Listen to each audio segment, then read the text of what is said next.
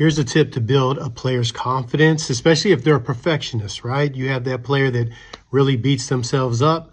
Try this out. I'm Coach Philip Morrison. I'm a former college and pro player that now develops players. Those players that tend to be really hard on themselves and beat themselves up, it's a double-edged sword. It drives them to work hard and want to be successful, but also causes them a lot of misery, and they tend to be their own worst enemy. The first thing these players need to know is give yourself permission to make mistakes. Give yourself permission to be a human being. No one's going to be perfect. Everyone's going to make mistakes. No one's going to walk into the gym and make every shot, never make a mistake. And we know that, right?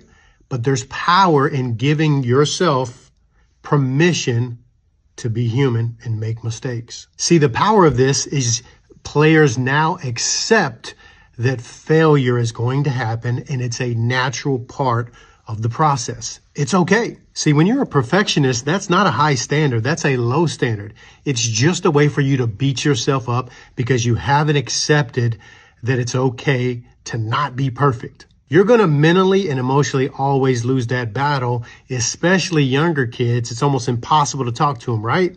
Amen, parents? That's the first thing. But the second part is replace that negative self-talk with something constructive. So I'm a basketball coach. So let's say a player comes in, they miss a few shots and they go into that cycle, right? They're beating themselves up. The body language is terrible. And you can see they're basically saying to themselves, man, I suck. Here we go again. This always happens.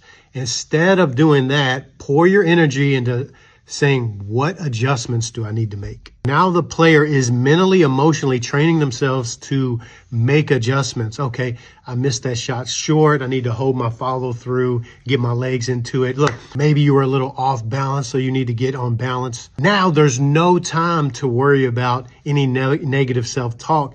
Now you're focusing on something positive feedback and constructive criticism.